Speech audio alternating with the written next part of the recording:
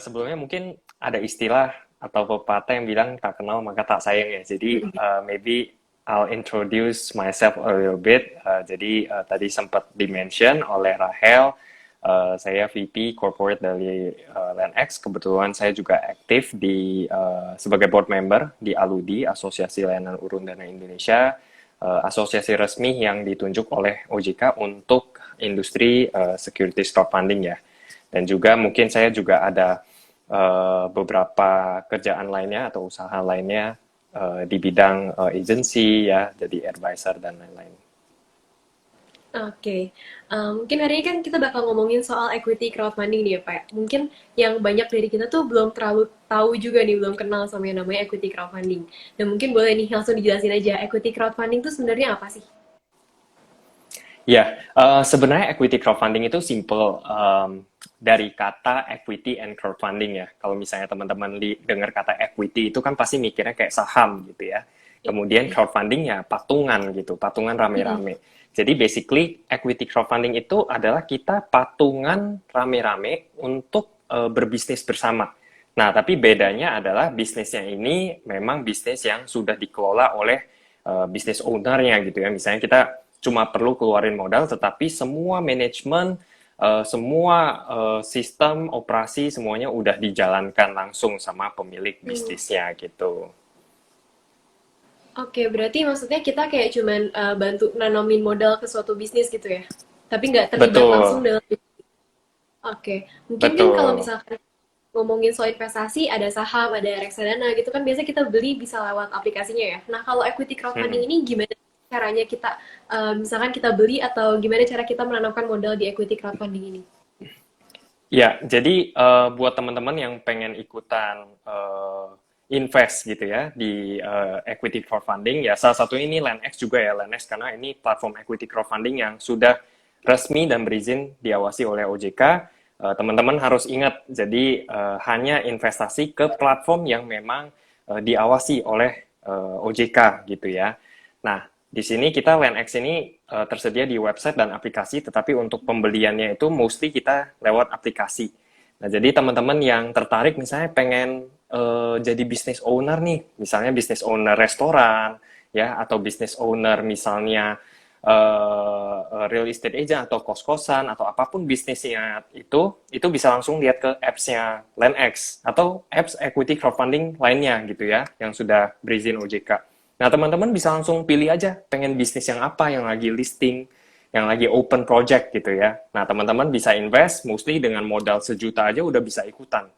Jadi bagian dari owner bisnis tersebut gitu. Oke, mungkin kalau misalkan di equity crowdfunding sendiri itu kan kalau misalkan di saham kita bisa dapat keuntungan dari capital gain, dari Hmm. dividen juga.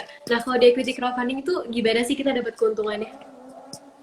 Ya, sebenarnya equity crowdfunding itu sama seperti kita patungan bisnis ya. Jadi kalau sebagai kita business owner, misalnya kita jadi investor, kita itu sebenarnya mendapatkan keuntungan berupa dividen, ya kan? Yang udah pasti kita terima itu dividen nih. Kalau misalnya kita patungan berlima, berdua puluh, ya kan? Bedanya adalah di sini bisa sampai ratusan ribuan orang juga bisa.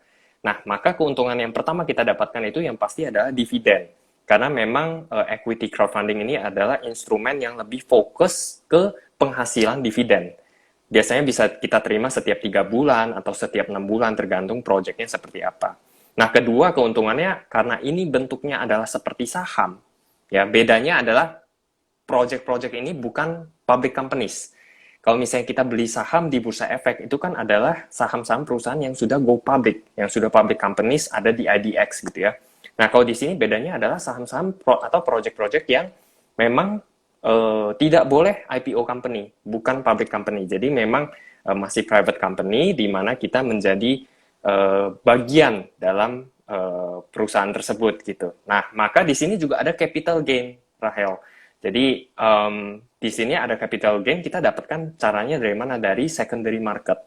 Nah, jadi memang secondary market itu boleh dibuka ya. Jadi memang ada secondary market di apps di equity crowdfunding, tetapi 1 tahun setelah listing.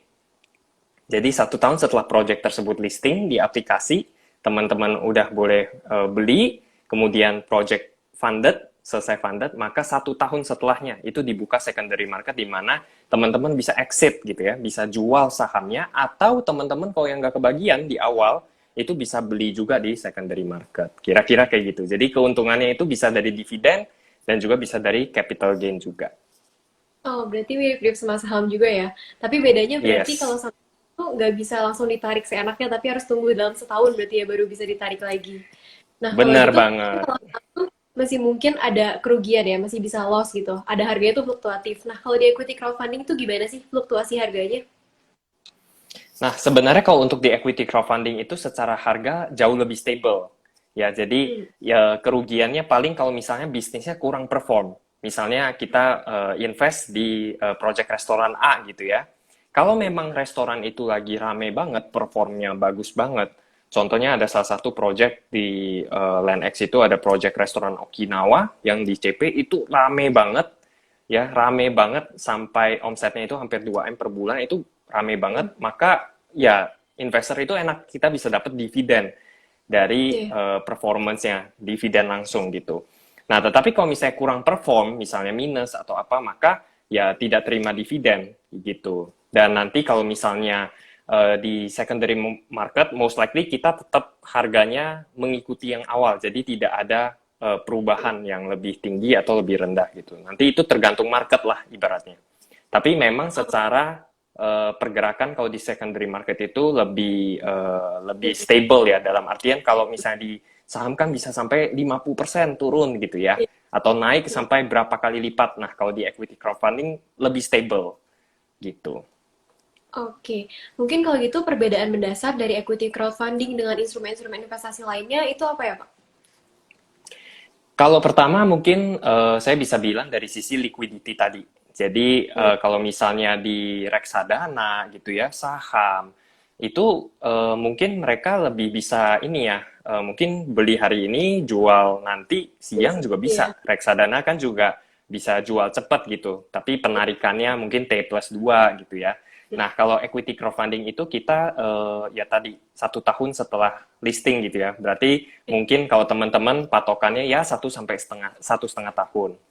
Nah, kemudian kalau di equity crowdfunding itu kita memang fokusnya itu kan lebih ke dividen. Jadi kita Hmm, sebagai investor dari sebuah bisnis, kita mengharapkan bisnis ini perform dengan baik, maka kita mendapatkan dividen rutin dari bisnis tersebut gitu. Berbeda dengan saham ya di capital iya. market. Kalau saham itu kan kita lebih fokus ke capital gain ya. Kita lebih Hmm, fokus, wah harganya naik berapa persen, berapa iya. kali lipat gitu. Lebih cepat. Nah, kalau reksadana juga sama, Hmm. NAB-nya naik gitu kan. Nah, tapi kalau di sini kita lebih ke dividen sih. Seperti Oke, itu kira-kira. berarti kalau untuk cari keuntungannya itu di crowdfunding ini lebih ke dividennya ya, Betul, bedanya. betul. Oke. Eh, nah kan kalau dalam investasi itu pasti ada plus minusnya juga ya. Misalkan ada risknya Hmm. dan juga ada kayak tergantung profil risiko masing-masing lah. Nah, Mm-mm. kalau plus minusnya investasi di equity crowdfunding ini apa ya dibandingkan dengan di saham dan juga di reksadana?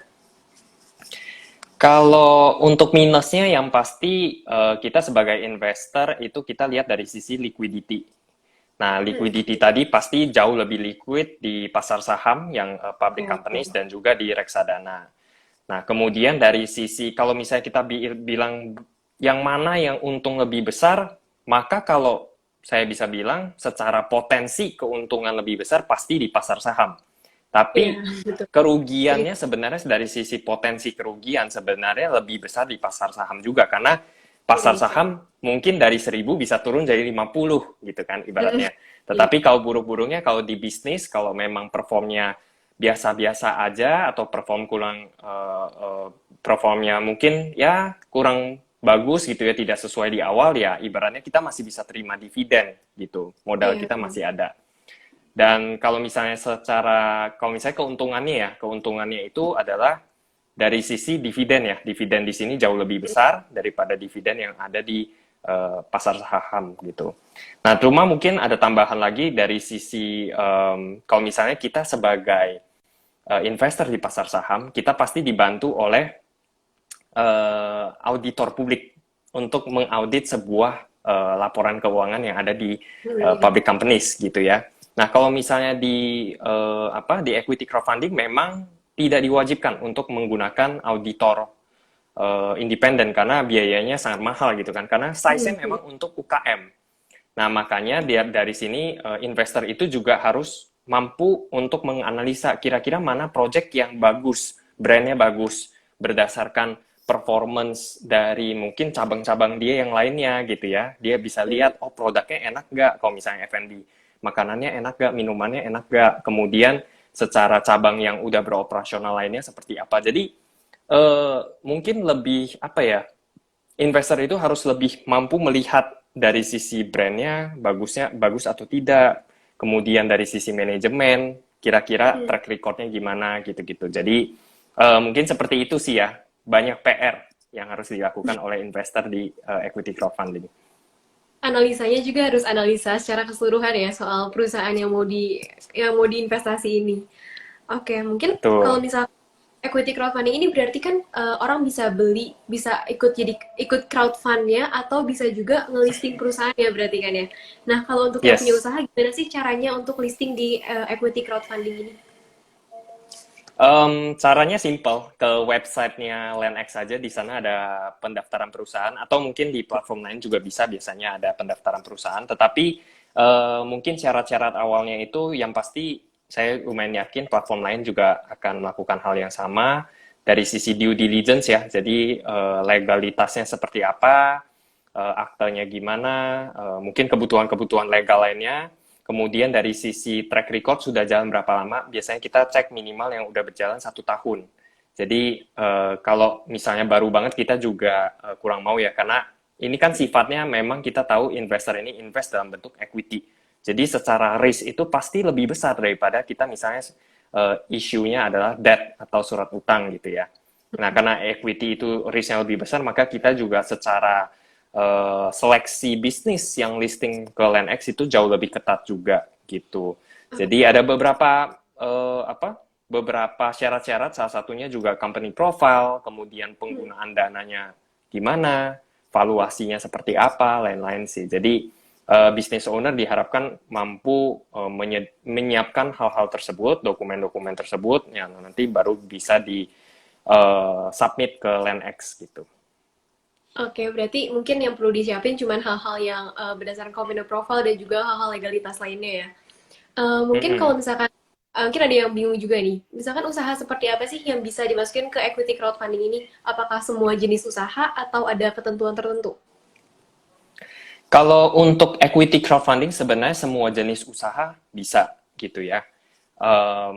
Kalau misalnya karena di tiap platform itu punya standar yang berbeda-beda. Tapi kalau misalnya di LandX itu biasanya kita lebih fokus ke bisnis-bisnis yang mau ekspansi cabang. Kalau untuk yang sifatnya equity ya, gitu. Oke. Kalau platform lain ada juga yang misalnya bukan penambahan cabang, tetapi mungkin penambahan modal untuk holding company-nya. Nah itu juga bisa gitu.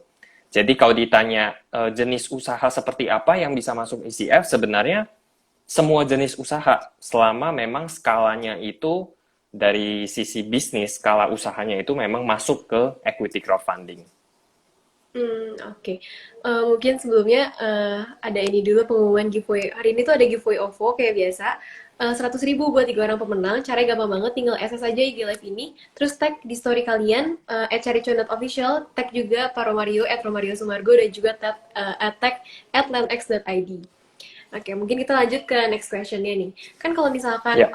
bagi pemilik usaha nih, pasti kan punya banyak pilihan juga nih. Misalkan ada masukin ke equity crowdfunding atau bisa juga ke P2P atau mungkin bisa juga ambil modal bisnis dari manapun lah, masih banyak optionnya. Nah, kenapa sih Mm-mm. pemilik usaha ini harus masukin ke equity crowdfunding? Apa keuntungannya bagi mereka?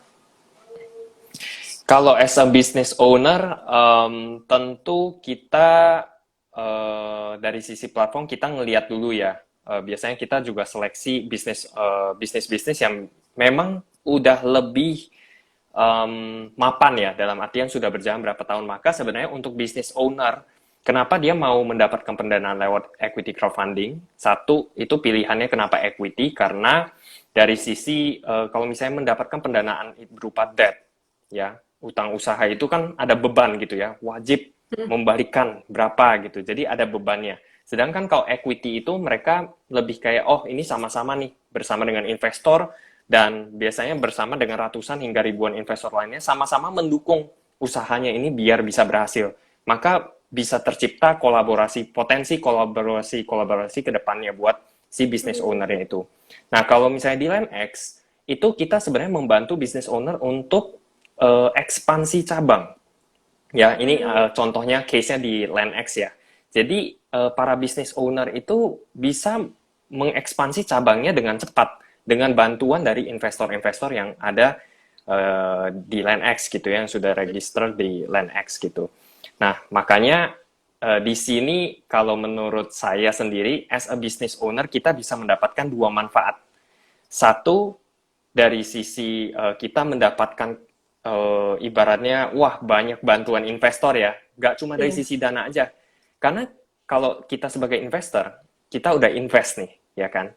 Kemudian kita juga kayak jadi punya rasa memiliki, makanya kita ikut biasanya, wah kita ikut promosi juga, gitu-gitu ya. Makanya biasanya banyak business owner yang atau bisnis-bisnis yang udah di listing di LandX itu investornya semuanya ikutan promo, ikutan Hmm, iya. post ke sosmed gitu-gitu ya. Wah, datang dong ke apa cabang punya gua gitu. Hmm. Datang dong ke restoran punya gue gitu. Padahal cuma apa investnya mungkin cuma 1 juta Iya, gitu cuman. ya. Nah, Iya. tapi punya rasa memiliki. Nah, compounding effect seperti itu yang akhirnya secara nggak langsung jadi sebuah strategi marketing gratis untuk Hmm. para business owner itu sendiri gitu. Jadi brandnya itu pun dilindungi sama disupport sama banyak investor, tetapi dari satu sisi dapat marketing gratis dari para investor, word to mouth marketing, kemudian juga ada dapat marketing support marketing dan PR dari sisi platform itu sendiri gitu. Hmm. Jadi I Iya. think banyak juga business owner yang ingin listing di LandX karena mereka merasakan apa ya hype-nya gitu. Jadi ada Iya. dapat support juga, kemudian dapat apa ya exposure gitu ya kita Hmm, iya. bahasanya gitu. Jadi perusahaan-perusahaan yang masuk ke ACF ini terutama yang di Line X itu bisa grow lebih cepat juga ya dengan banyaknya exposure sana sini, apalagi kayak investornya udah banyak dan mereka ikutan ngepromosiin bisnisnya gitu. Nah, Benar, mungkin benar. mungkin kalau didengar-dengar nih kayak setelah dari yang udah aku tangkap tadi, ECF sama P2P lending tuh agak mirip-mirip. Sebenarnya ada perbedaannya nggak sih? Kayak perbedaan yang mendasarnya banget. Sebenarnya equity crowdfunding dengan P2P itu beda dari sisi sifat instrumennya. Kalau misalnya P2P itu kan sifatnya ada pinjaman ya. Iya, betul. Kalau misalnya di equity crowdfunding itu kita ada saham. Nah, jadi Ah, yang satu adalah pinjaman atau utang, yang satu adalah saham. mhm. Maka sebenarnya equity crowdfunding itu kita invest, tetapi tidak ada fixed return. Memang tidak diperbolehkan, tidak ada fixed return karena dia saham sesuai dengan performance. Kalau P2P itu fix, berapapun penghasilan si ownernya, maka Harus dia dibayarin. pasti harus memberikan imbal Hmm. hasilnya sama sesuai yang dijanjikan di depan gitu. Oke, berarti mungkin bisa dibilang kalau ECF itu semacam kayak saham gitu ya? Mirip-mirip saham. Yes, benar. Oke, Bahkan bisa dibilang ECF itu memang saham, tapi sahamnya adalah saham perusahaan yang private nggak IPO. Oh, iya. yang nggak IPO. Karena uh, para investor yang invest di equity crowdfunding kan ada yang nanya juga pasti Hmm. bukti kepemilikannya apa dong kalau saham gitu kan. Nah, ini sama seperti kita invest di public companies. Kalau public companies kan kita ada scriptless shares ya namanya. Iya. Jadi saham digital. Nah, sama di ECF juga sama. Jadi kita itu bukti kepemilikan saham digital di mana itu kita mencatatkan ke Bank Kustodian dan ke SEI, Kustodian Central Efek Indonesia. Gitu.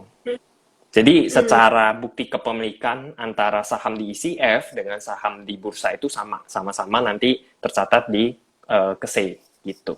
Oke, berarti mirip-mirip banget ya berarti sama saham tuh. Nah, mungkin Mirip banget. yang nanya nih. Tadi ada yang nanya nih, Pak. Kalau misalkan untuk kan tadi ada yang namanya second market ya. Kalau misalkan udah setelah setahun itu akan dibuka second market. Nah, itu cara yang nentuin harga di second marketnya itu apa? Siapa sih? Ya, jadi based on peraturan dari OJK, memang dari platform itu berhak menentukan harga wajar. Nah, ini Oh, yang oke. membedakan sedikit nih dengan harga dengan saham di Mm, public companies. Kalau misalnya pasar saham itu kita kan nggak mungkin di pas kita mau trading atau pas kita mau jual beli kan tidak ada harga wajar kan. Harga wajar iya, kita yang hitung sendiri. kita nentuin. Nah, tapi kalau misalnya di platform, di ECF itu kita diperbolehkan untuk mengeluarkan harga wajar, di mana itu sesuai dengan hitungan dari tim yang ada di platform itu sendiri. Nah, jadi investor itu bisa tentuin nanti mereka mau, oh mereka kan dapat nih harga wajarnya kira-kira sekian. Nah, mereka nanti trade-nya di harga sekitar itu. Tapi pergerakan harga itu sendiri tetap sama ya seperti pasar saham. Sistemnya adalah menggunakan hukum supply and demand. Jadi kalau Oh, misalnya mungkin ada satu project yang dividennya bagus banget, ternyata melebihi ekspektasi, melebihi proyeksi return di awal mm, gitu ya, pas awal listing, dan investor lihat, wah ini ternyata bagus banget. Nah, makanya mm-mm. pasti bisa tuh kemungkinan terjadi harganya naik gitu ya. Nah, tapi harganya naik itu pun kita biasanya batasin, nggak sampai bisa berapa kali lipat seperti di pasar saham kita nggak bikin seperti itu gitu. Jadi ada batasnya juga. Oke, berarti kalau menurut Bapak sendiri kan dengan risknya yang bisa dibilang cukup kecil, tapi returnnya juga nggak bisa terlalu besar juga ya. Itu equity crowdfunding ini cocok untuk tipe investor yang kayak gimana sih? Um, Equity crowdfunding sebenarnya sangat cocok buat tipe yang mungkin nggak pengen apa ya, mungkin takut kalau ngelihat harganya fluktuatif.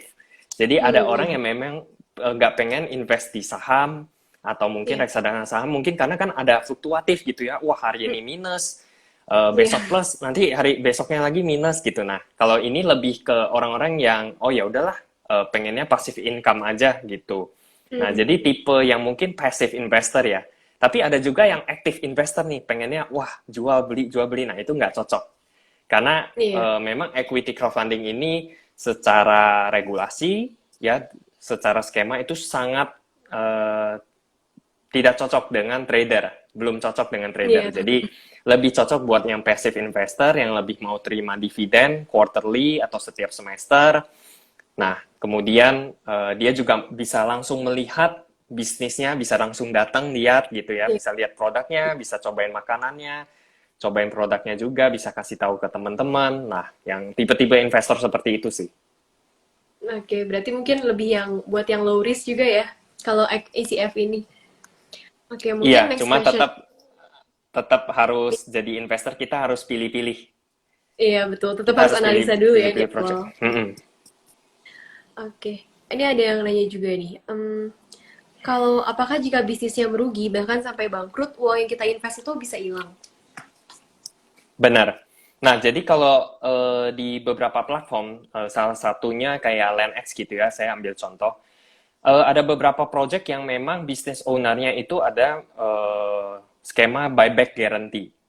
Jadi Hmm, dia itu pasti membuyback semua sahamnya pada tahun kesekian. Nah, makanya untuk skema saham seperti itu memberikan apa ya, meminimais risiko para investor. Jadi ibaratnya walaupun rugi, ya, jadi walaupun kita udah invest, kemudian sepanjang tahun merugi terus, itu juga tetap uang kita akan di buyback. Kalau misalnya rugi kan kita nggak mendapatkan dividen kan, kita nggak iya mendapatkan betul. dividen. Nah, tapi itu kita pasti di buyback sahamnya. Nah, ada juga skema yang memang tidak ada buyback guarantee. Nah, kalau misalnya tidak ada buyback guarantee, maka apabila terjadi kebangkrutan, nah Hmm, maka itu kita seperti proses bisnis pada biasanya ya likuidasi gitu ya. Jadi menjual semua aset-aset, menjual semua barang-barang yang ada ya nanti baru dibagikan kepada para investor gitu. Oke, berarti kalau di ECF Mm-mm. ini nggak mungkin ada yang nyangkut-nyangkutan ya? Pasti uangnya bisa Kalau balik gitu. uangnya balik itu dalam artian kalau rugi ya, kalau misalnya rugi Hmm, bisa iya. rugi, bisa ibaratnya ya udah rugi gitu, benar-benar habis semua Hmm, gitu. Kecuali kita mendapatkan hasil likuidasi gitu ya. Nah, tapi kalau hmm, misalnya yang ada buyback guarantee, maka uang kita itu pasti balik di tahun kesekian gitu. Karena kita di Ah, buyback sahamnya oleh mm, mm. business owner-nya tersebut. Jadi sepanjang tahun, misalnya dari tahun, misalnya business owner-nya buyback di tahun kelima. Nah, maka dari tahun 0 sampai tahun kelima, kita mendapatkan dividen. Dan itu adalah keuntungan bersihnya kita. Nah, nanti baru Ah, modal kita semuanya dibalikan di tahun kelima. Karena ada buyback saham seperti itu. oh ya, oke oke.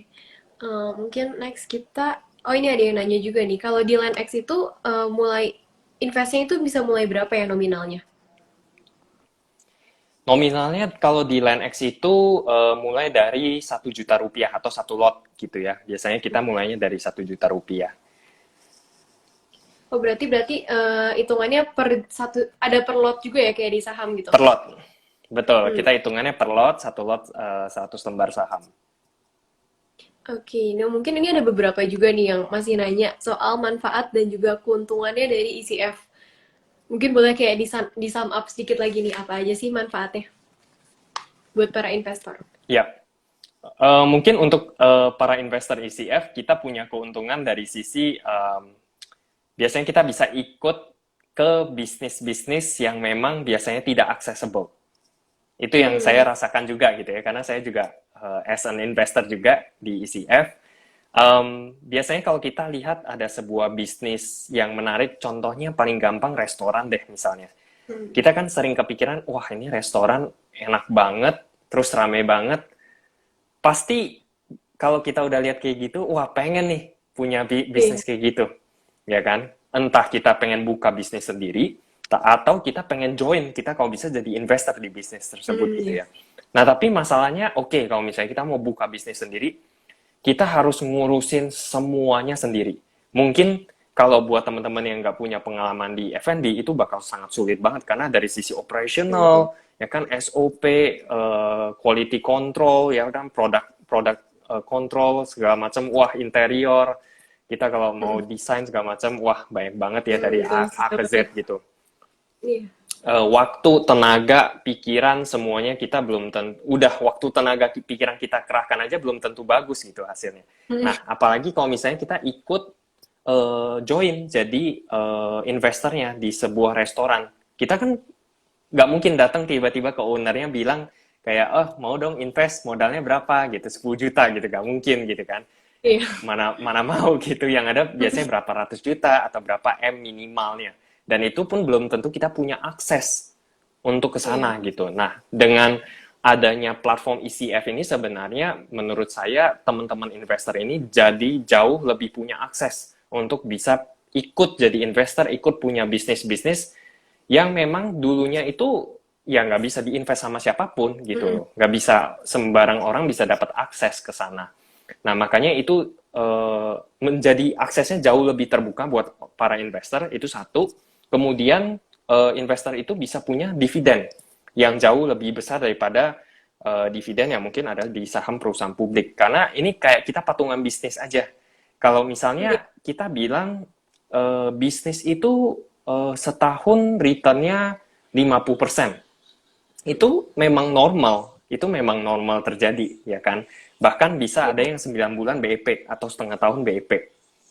Nah, makanya dari sisi return itu memang cukup besar untuk para investor yang memang pilih projectnya bagus, tepat, dan memang brandnya bagus, itu bisa kasih return yang lumayan.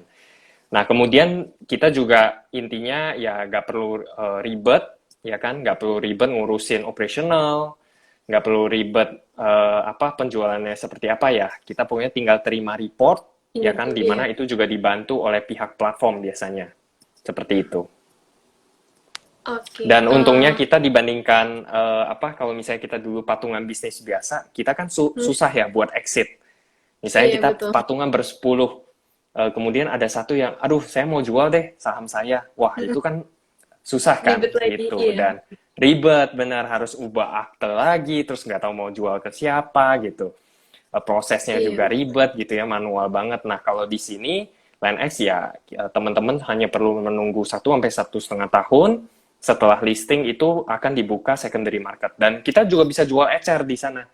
Kita misalnya Oh, punya investment kayak 10 juta, 10 lot, kita bisa jual cuma satu lot, kita bisa jual dua lot. Dan kita kok mau nambah lagi, itu juga bisa, gitu. Oke, berarti kalau misalkan ini nih, kalau misalkan di CF kan dari tadi dibahasnya mungkin lebih ke yang F&B ya, lebih relate gitu, Hmm. lebih ada bentuknya. Nah, sebenarnya kalau di CF sendiri banyaknya tuh perusahaan kayak gimana sih? Apakah emang banyak kayak di F&B atau ada perusahaan apa lagi? Kalau secara data memang lebih banyak F&B kita lihat, tapi kalau yang bisnis-bisnis yang udah listing di LandX, kayak lifestyle, ya seperti gym, kemudian ada juga retail store yang jual apa ya, kayak jual yang lucu-lucu, boneka. Mungkin Hmm. kalau Rahel pernah dengar Simi Folk, mungkin ada di beberapa mall. Heeh. Kemudian ada Lucy in the Sky juga, ya itu Oh, kayak bar, resto juga gitu ya. Kemudian ada real estate agent, Snap In. Kemudian juga ada kos-kosan, ya kos-kosan hmm. juga ada.